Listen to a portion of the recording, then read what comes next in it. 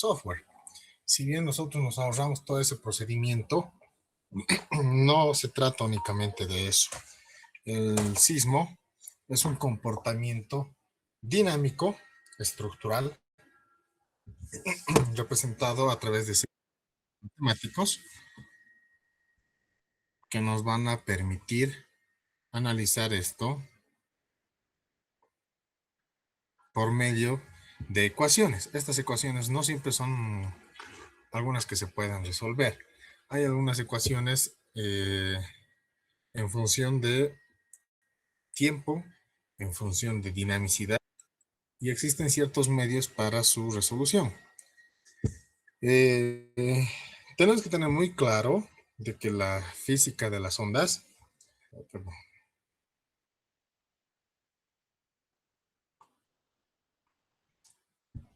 bueno, que la física de las ondas genera cierto tipo de composiciones y de desplazamientos. Acá les muestro una imagen y obviamente de las que más tenemos que tener cuidado tienen que ser las ondas primarias, que se producen con mucho mayor velocidad. Ya, aquí vemos un esquema gráfico. Perdóname, vamos a aceptar. Vemos un esquema gráfico de cómo es este comportamiento.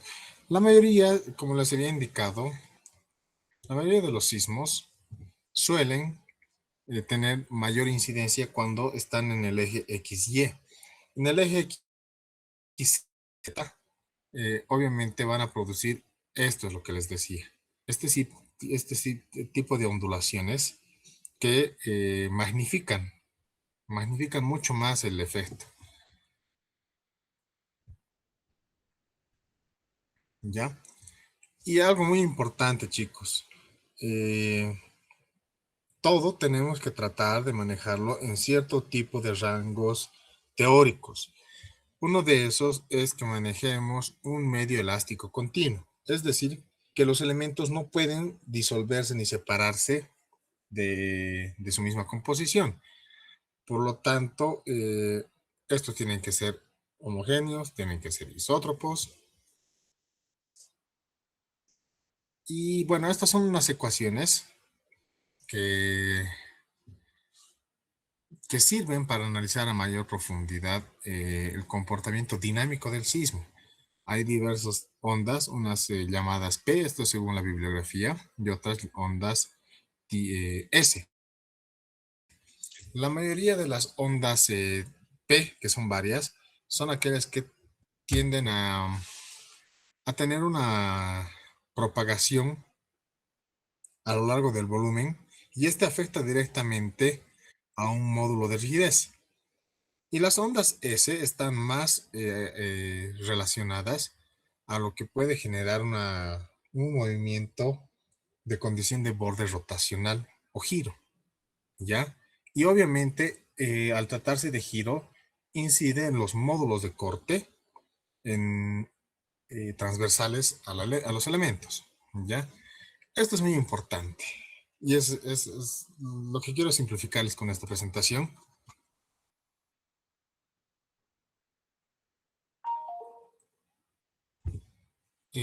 ¿Cuál es el comportamiento? Les había manifestado en la primera clase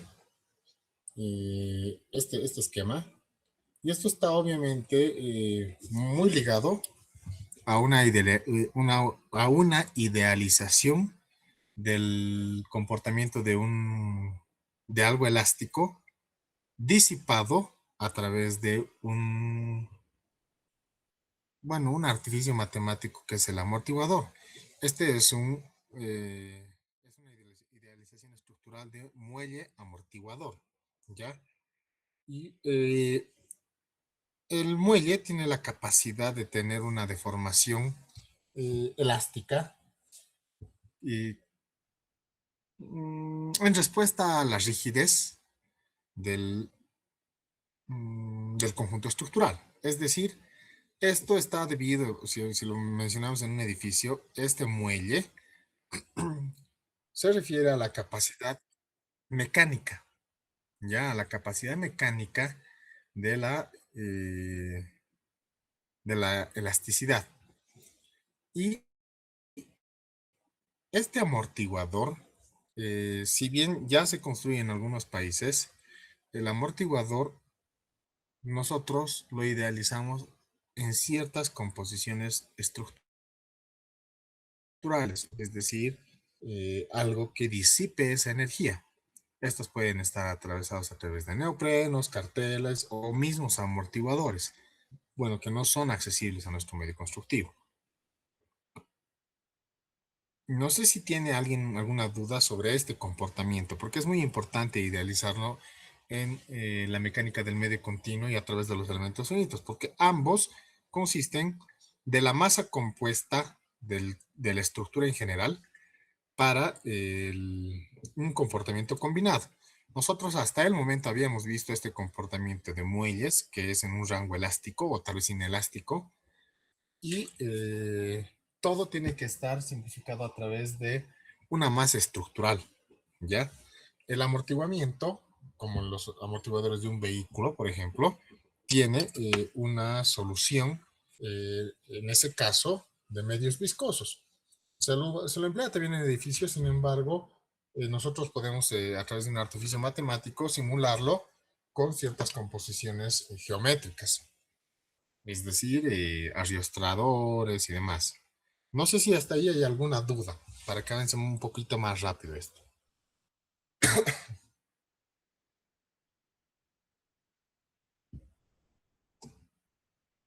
No hice. Ninguna Inge. Muy bien.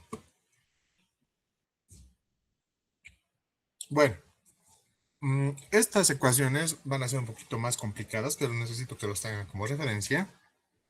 No se los puedo explicar con mucho detenimiento. Pero esta ecuación de... aquí está, D'Alembert, ¿ya? Va a representar un equilibrio de las masas y estas, a través de las disipaciones que tiene, no son disipaciones, son aceleraciones, ¿ya? A través de las aceleraciones tienen una incidencia directa. Si se dan cuenta, eh, es inversamente proporcional a las características de la elasticidad. Y los componentes que están relacionados a esta ecuación están acá, ¿no? La fuerza inercial, la fuerza de amortiguamiento y la fuerza restauradora. Esta fuerza restauradora es la capacidad de mecánica del material que busca lo que nosotros sabemos, regresar a un origen inicial, ¿ya? No todas las estructuras retornan a un estado inicial, pueden quedar en otro estado, pero no significa que ya ha fallado, significa que ha cambiado su composición del estado de reposo.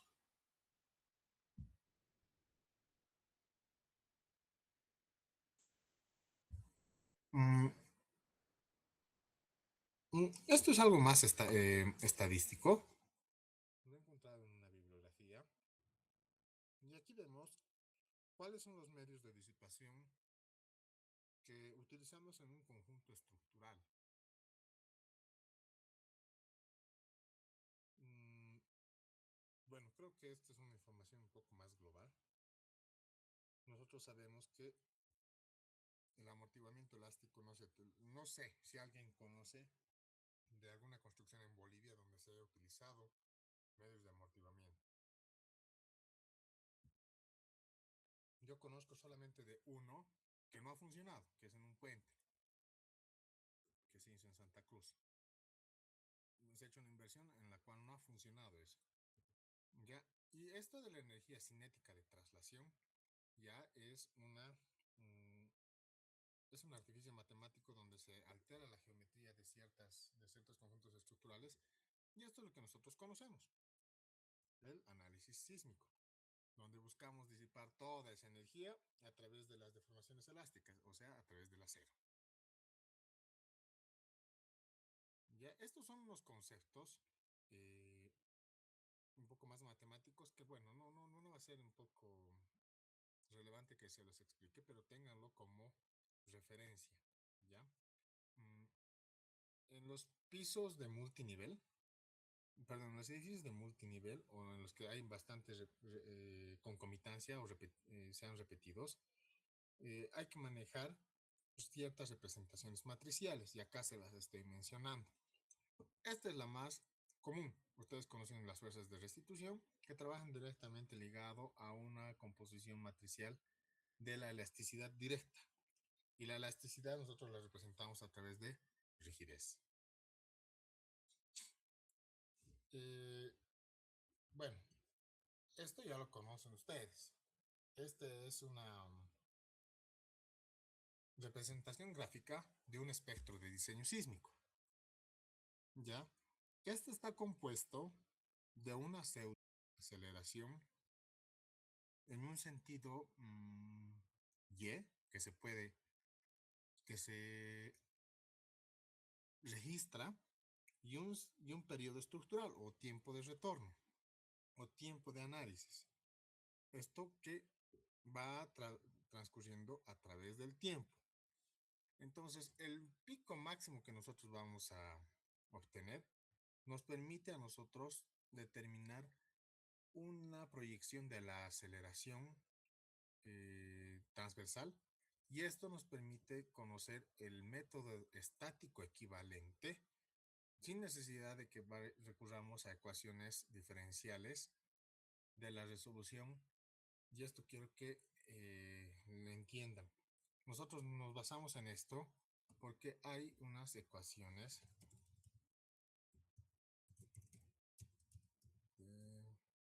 ahí, ¿ya? Las ecuaciones dinámicas de Airy, aquí están, son fundamentales en cuanto al análisis de ondas, y nosotros no vamos a analizar ondas. Nosotros nos vamos a basar a este tipo de espectros, que son respuestas de control. Para analizar ondas y funciones dinámicas, ¿a qué métodos recurrían en ecuaciones diferenciales? Voy a regalarle 5 puntos. No, no voy a regalarle, voy a darle 5 puntos a quien pueda responderme eso, pero ya.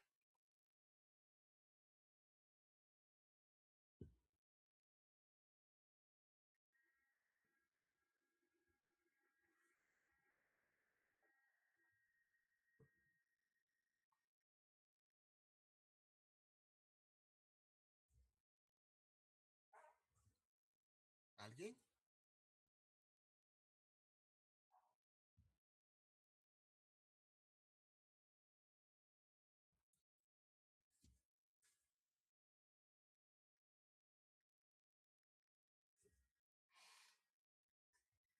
Inge, buenas noches. No sé si estoy equivocado, pero parece que es a la transformada de Laplace. No, no, no, no. Muy cerca, pero no es eso.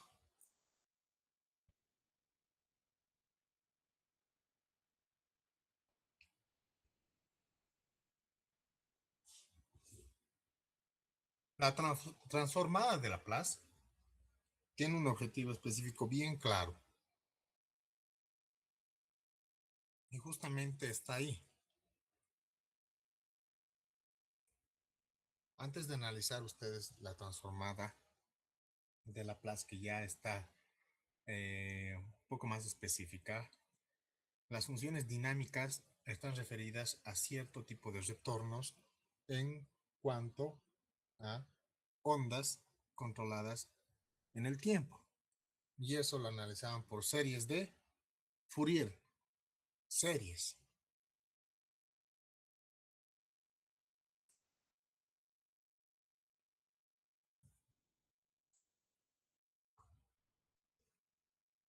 Y en sismos, no sé si hay esto.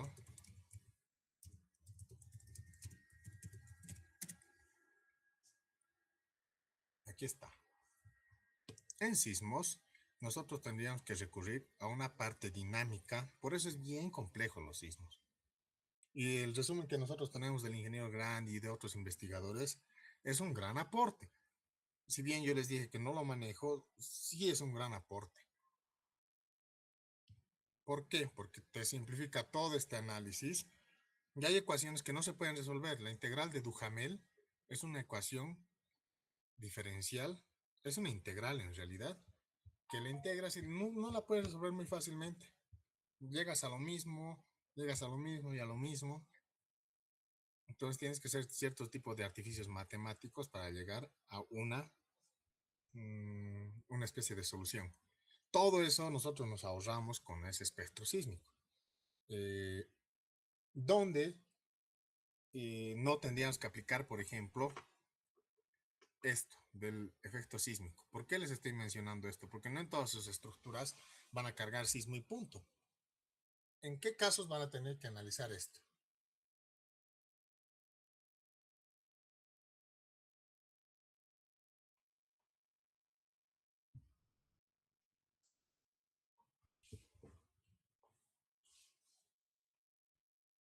En los casos en los que su estructura está sometida a otros esfuerzos dinámicos.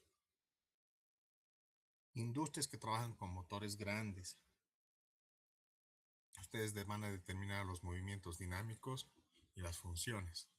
Ahí ya no hay sismo que valga. Ahí la vibración es mucho más, genera mucho más daño que el mismo sismo, porque todo el tiempo está temblando y vibrando. No sé si ustedes han visto alguna vez que a veces los vehículos cuando están mal afinados, los antiguos, empiezan a vibrar y se empiezan a salir los pernos. Es justamente porque se genera cierta resonancia. Y las resonancias son muy desfavorables para la respuesta de una estructura. Me imagino que han visto, me imagino que han visto qué ha sucedido con un puente bien famoso en Estados Unidos, que mencionaban que a través de la resonancia del viento se generaban ciertos efectos dinámicos que han provocado de que se llegue a una armonía y en picos y eso por resonancia ha fallado. Les hablo del puente Tacoma Narrows. Me imagino que ya alguna vez se los han mencionado, lo han visto en un documental o algo parecido. Pero no sucede eso. Lo que sucede en realidad es otro efecto. Y ese efecto es el que nosotros tratamos de evitar en un diseño sísmico, de puentes o de edificios o de estructuras de vulnerabilidad flexible, que es el galopeo. ¿Ya? En inglés es flutter.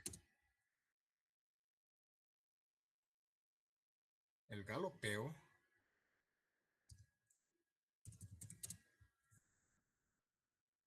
es justamente un efecto de no resonancia, sino de repetición de puntos altos de deformación. Y eso es lo que ha sucedido en el puente, no ha sido resonancia. Porque si se tratara de resonancia hubieran reventado los elementos. Eso ha empezado a deformarse, ha llegado a puntos máximos de deformación por galopeo.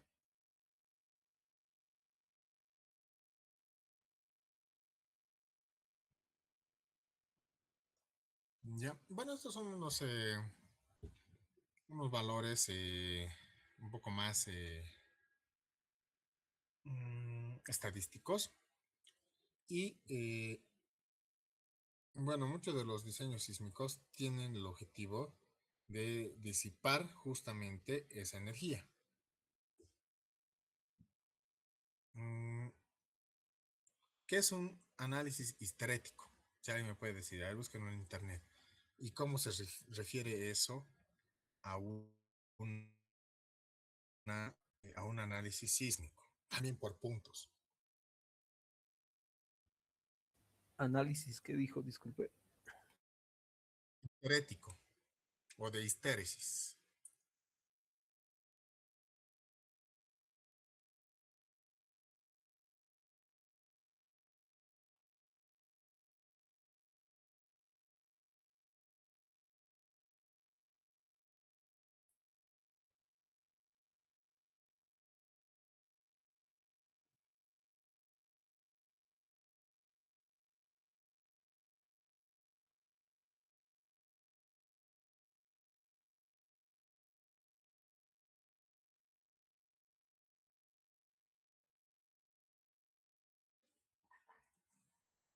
Ya no les voy a dejar más tareas, pero eso solamente va a estar referido, chicos, a el control de un análisis que supere el rango elástico.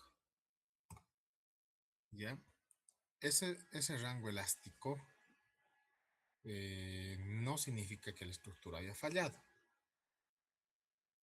Eh, es un análisis bien complejo, muy complejo, en el que se invierten los comportamientos de respuesta cuando se retiran las cargas. ¿Ya? Entonces es un análisis tiempo-historia, eso sí lo han escuchado. En algún punto creo que sí en hormigón armado. Sí. Bueno, es eso, ¿ya? Y hay bastantes modelos a analizar para controlar eso.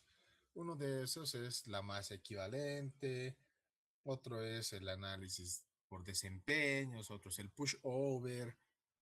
eh, Eso me imagino que sí, por lo menos los han mencionado, los han escuchado en algún lugar. Ya, ahora avanzando esto un poco más rápido. Aquí está. Mira, les mencionaba algunos de los disipadores, a diferencia de unos que son estructuras rígidas. Los disipadores tienen justamente la capacidad de transmitir las fuerzas o las deformaciones en una respuesta viscoelástica o viscosa, o sea, a través de un aceite, directamente como un amortiguador. Ya, bueno, ahí quedamos eso. Y nos vamos a lo que es el diseño sísmico en Bolivia. Eh, bueno, aquí está justamente lo que les había mencionado, de dónde se ha trabajado. Les había indicado que la última norma se ha trabajado en conjunto con los especialistas del Observatorio de San Calixto. Y bueno, eso ya lo hemos visto en clases. Algo muy importante que les mencionaba esta mañana, justamente nosotros en la región boliviana, más específicamente entre Cochabamba y Sucre, perdón, Chuquisaca, estamos sobre una placa, ¿ya? Y esta placa de Nazca está, no sé si, primero está la capa, la placa sudamericana, ¿ya? Que es más, bueno, relativamente nueva, y por debajo está la placa de Nazca. Eso, según su opinión, chicos, ¿es o no es peligroso para nosotros?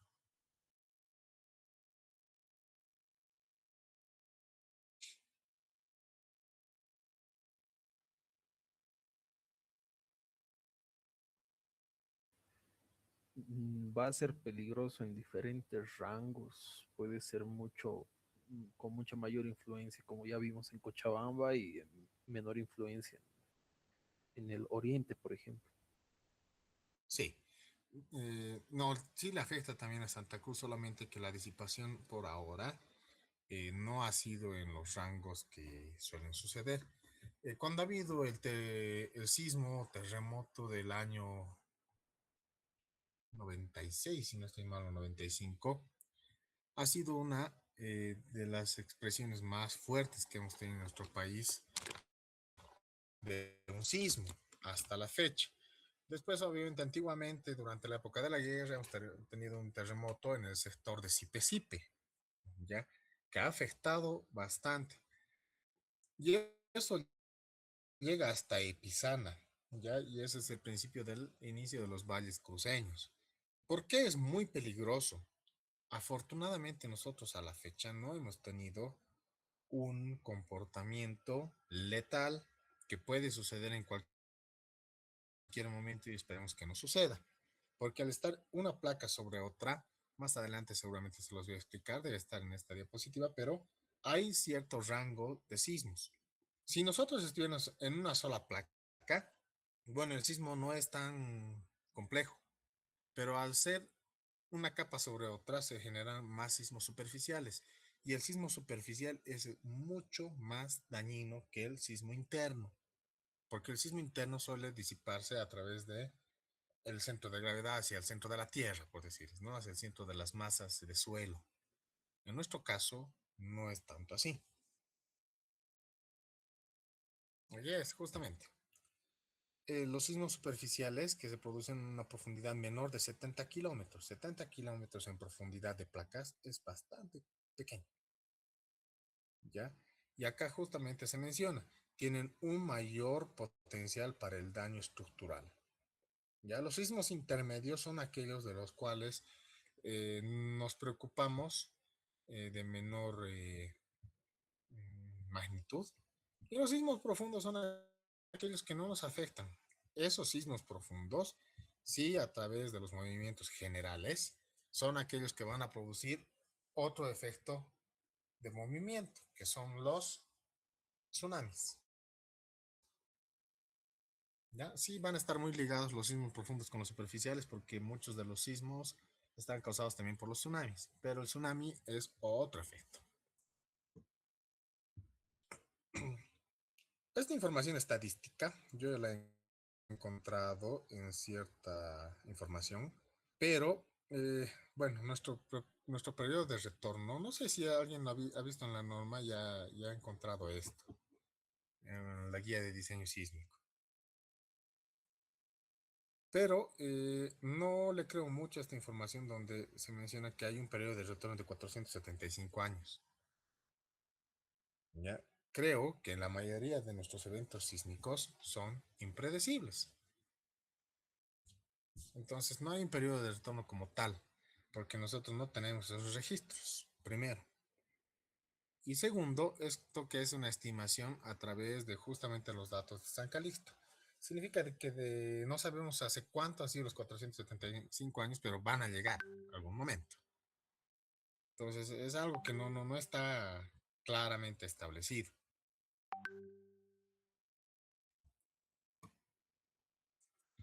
Y estas son las clasificaciones que sí están en la guía de diseño sísmico, ¿ya?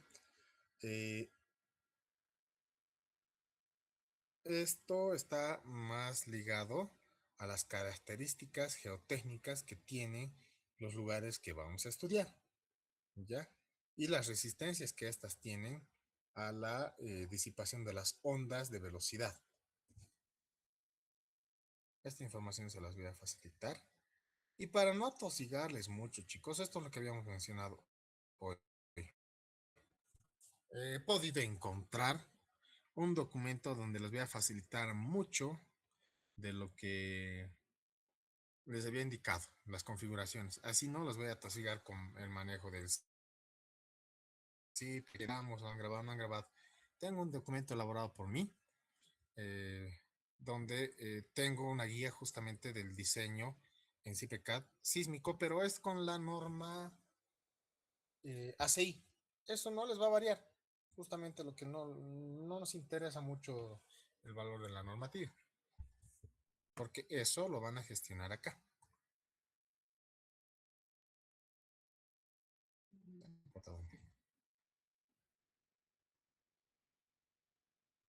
Eso lo van a gestionar acá.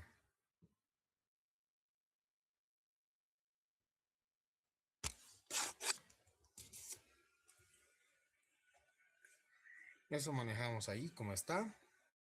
Yo lo tengo acá como ACI, pero eso es lo de menos. Los parámetros de sismo son estos que vamos a manejar. Y ahí tengo bien explicado cuáles son todos estos parámetros. Acá en Bolivia hay bastante concomitancia con lo que es parecido a la ACI. Y explico cada uno de estos valores.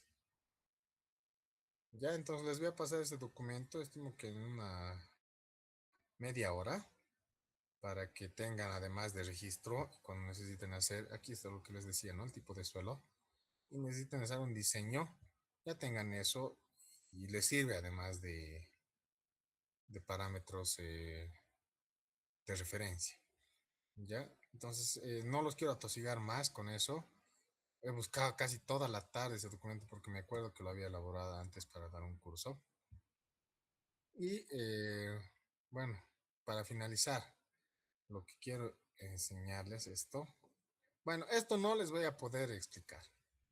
Esto sí, ya les dije que es bastante complejo, pero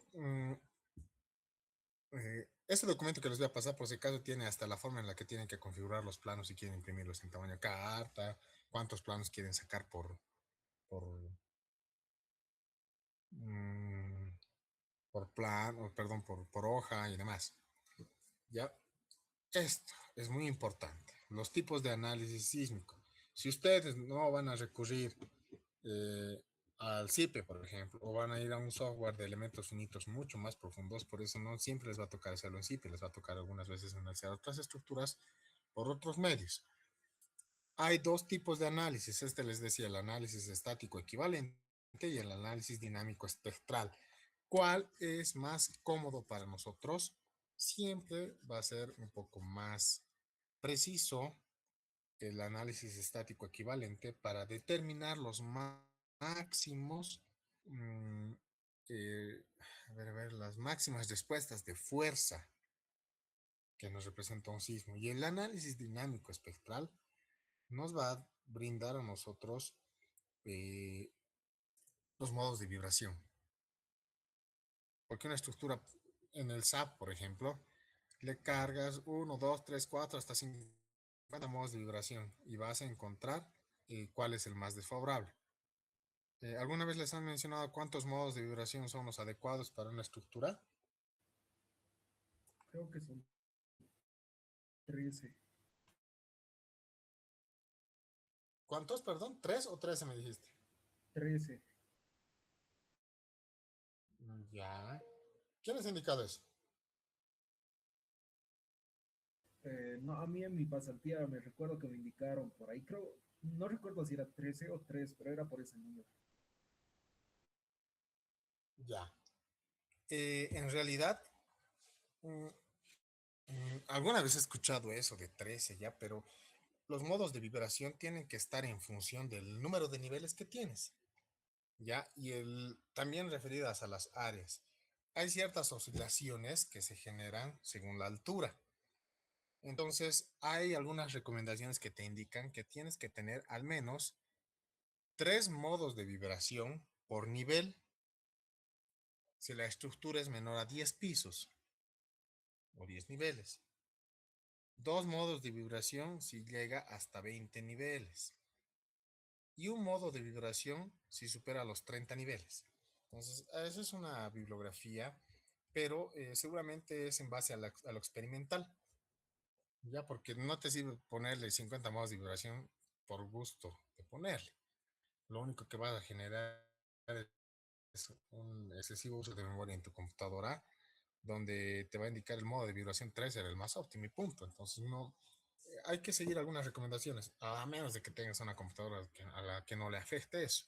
Y hemos visto muy bien que nosotros tenemos computadores que no tienen un elevado poder de análisis para lo que tendríamos que hacer, ¿no? Creo que tenemos ciertas limitaciones. Ya, y lo que les decía esto justamente, y esto, sáquenle un screen.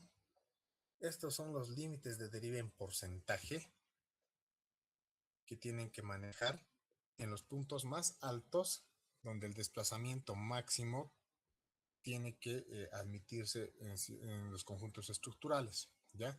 En los conjuntos estructurales exteriores, ¿ya?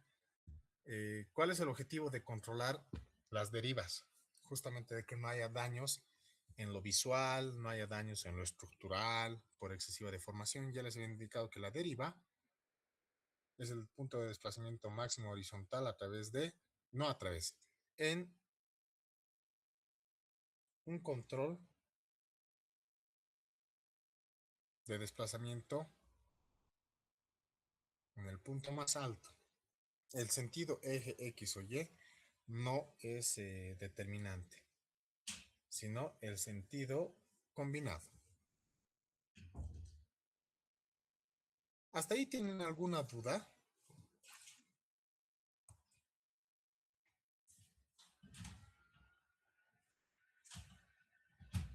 De momento no hay. Ya. Muy bien, no quiero cansarlos. Les voy a facilitar ese documento para que puedan tener además de registro. Ahí ya está muy bien explicado esto de las configuraciones. Está hecho con un edificio de 3 niveles nada más, y se le aplica sismos y demás, y se explica paso a paso cómo tienen que ir haciendo, justamente lo que hacemos aquí. Iniciamos acá, vamos yendo por partes, después nos vamos a entrar de vigas, igual vamos yendo por partes. Está explicado una modelación. Como les digo, no está con la guía de diseño sísmico ni con viento, pero ya les he explicado esta mañana cómo se pone el viento. Está con la ACI y un espectro de diseño académico. Pero bueno, ustedes van a trabajar con lo de la guía de diseño sísmico y punto. Ya van a tener los resultados que necesiten. Entonces, ahí habríamos finalizado la totalidad de la materia. Como les había dicho bien esta mañana, ha sido nuevamente para mí un placer haberles transmitido todo esto. Queda pendiente lo más pronto enviarles esta información que la logré encontrar hoy en mi oficina. Y bueno, siempre les voy a pedir que toda la información que yo les pase traten de mantenerla en reserva. Nunca me ha gustado que se divulguen. Si les paso a ustedes es porque ustedes son mis estudiantes, no para que lo distribuyan por todo lado, ¿no? Tal vez a sus compañeros, sí, pero no divulguen mucha información porque no es ético. Entonces, ¿alguna duda, alguna consulta, alguna sugerencia tal vez?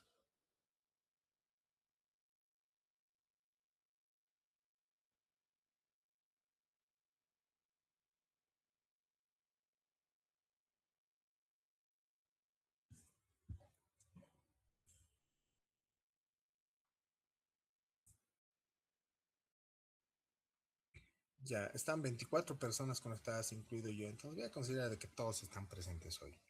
¿Alguna duda sobre su examen para el día miércoles o sobre la calificación que vamos a tener?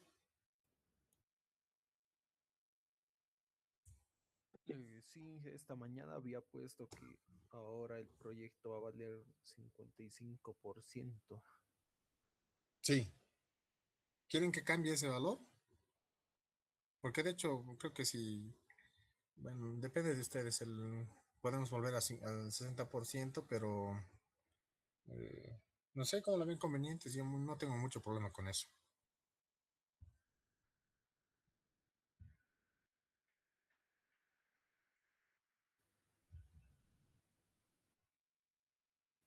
Yo creo que se queda con... tampoco nadie está a favor o en contra. Sí, creo que muchos no opinan. Creo que solamente se conectan y ya. Supongo que igual los que no están dentro estarían de acuerdo, más que todo que se quede con el 60 tal vez. Yo creo que como se queda en clase nomás se rige, porque más que todo, la mayoría yo creo que no opina para no ser redundante con el tema, porque ya se quedó en algo. Ya, entonces, vamos a mantener 60%. Es internamente, ya lo vemos en clases, el momento de calificarlo. Eh, no sé cuál es la metodología. Revisar exámenes con ustedes en esta etapa, porque en la mayoría de las universidades nunca se revisa el examen final. Cuando es lo último, no creo que ya no se revisa. Usualmente, Inge, no se revisa el último examen. Ya. Lo único que no van a revisar conmigo es la parte teórica, porque de hecho la calificación de sus proyectos los van a saber máximo 1 hora o durante su examen o al finalizar su examen.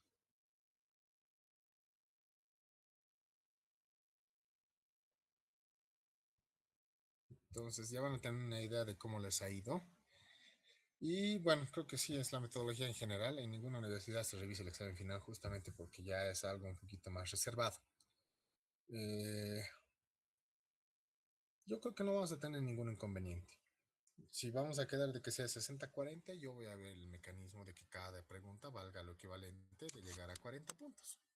Entonces no va a ser un inconveniente, vamos a quedar así.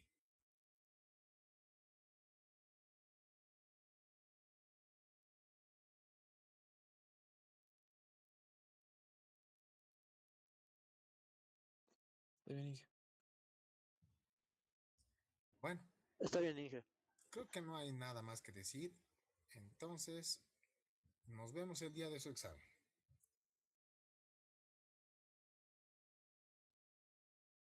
Está bien, Inge, gracias.